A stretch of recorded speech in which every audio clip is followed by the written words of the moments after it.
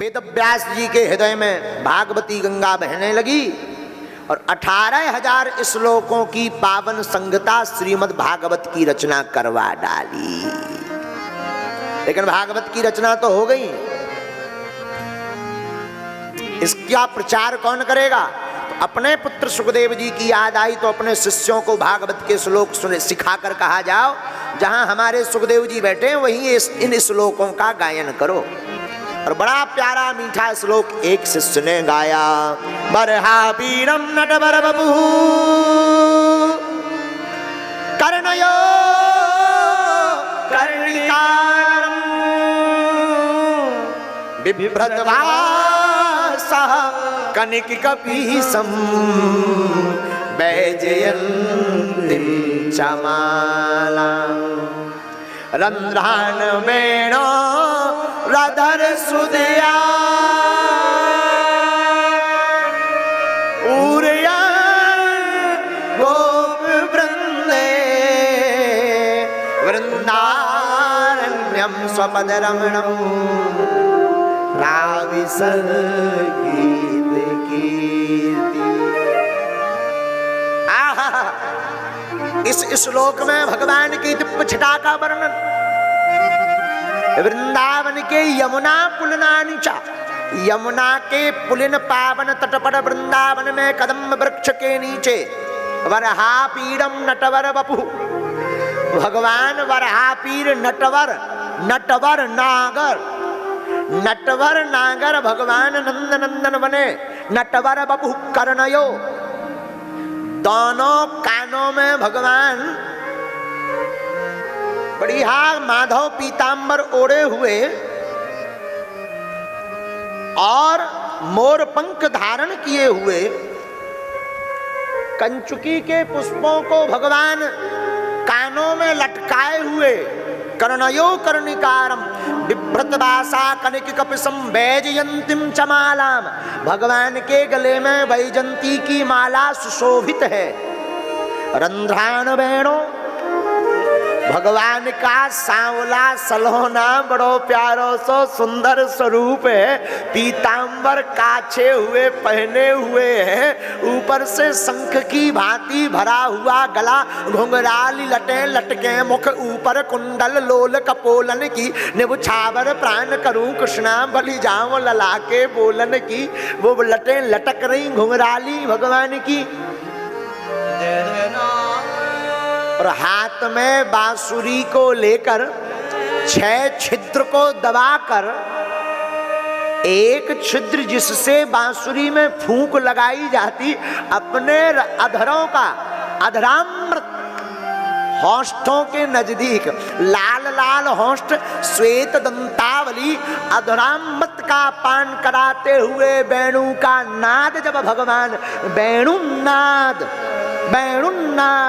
वेणु की तान को जब भगवान छेड़ते हैं, उस गीत के गुंजायमान वेणु की तान सुन करके बड़े बड़े अमलादिक देवता शेष महेश गणेश दिनेश सुरेश उजाहि निरंतर ध्यावे, बड़े बड़े देवता उस वेणु की तान को सुनकर के स्तब्ध रह जाते। यमुना का बहता हुआ जल भगवान नंद नंदन की वेणु वादन को सुनकर बहना बंद करके ठहर कर पाषाण पत्थर बन जाता। गोवर्धन के पर्वत भगवान की वेणु के नाद के स्वर को सुनकर पिघल करके रस बहाने लगते हैं। ऐसे गोविंद का दिव्य स्वरूप छटा श्रीधाम वृंदावन में बस रहा है।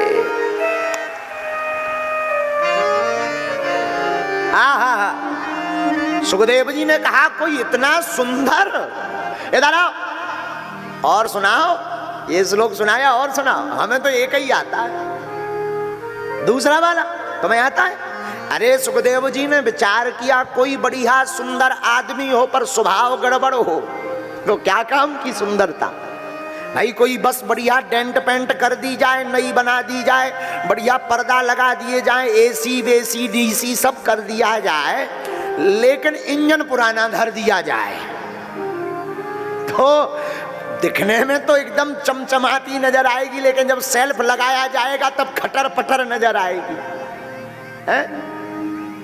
उसी प्रकार कोई सुंदर हो पर स्वभाव सुंदर ना हो। ऐसा सुंदर स्वभाव पाया।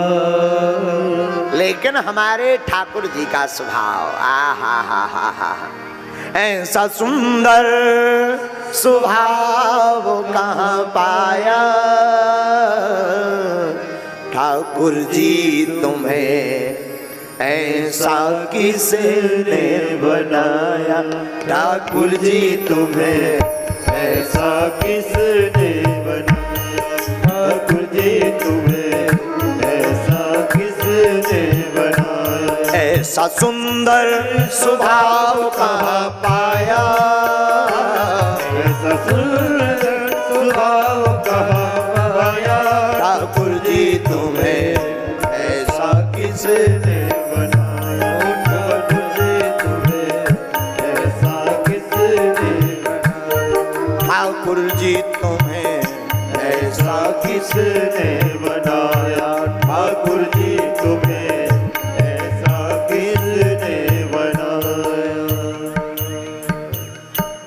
बोले स्वभाव कैसा। अहो बकीयम स्तन काल कूटम जिघांसया पाय यदाप्य साधिवी। बोले स्वभाव कैसा है इनका। अहोबकी नाम बकासुर, बकासुर की बहन का नाम पूतना। और भगवान को मारने के उद्देश्य से पूतना मौसी अपने स्तनों में कालकूट नामक विष को लगाकर आई। तो भगवान ने गति तो दी, पर जो गति यशोदा मैया को मिली वो पूतना को भी मिली। तो किसी ने कहा कि भगवान ने भेद क्यों नहीं समझा। बोले भगवान से ही पूछो। तो भगवान ने बताया देखो भाई, मारने जरूर आई थी पूतना मौसी जी, पर काम तो माता जी वाला किया, क्योंकि स्तनपान तो माता जी कराती हैं, तो गति भी यशोदा जैसी ही मिलनी चाहिए। अब तुम बताओ, आपसे पूछते हैं कोई तुम्हें बंदूक कट्टा लेकर मारने आ जाए तो तुम पिताजी बना लोगे? बोलो, तुम कहोगे पूजनीय पिताजी रहने दो, ऐसा कहोगे क्या? हे माताजी रहने दो, ऐसा बोलोगे क्या? अरे जहां कोई तुम्हें कट्टा बंदूक दिखाएगा तुम भी जय धड़ाम धड़ाम बोले हो गए।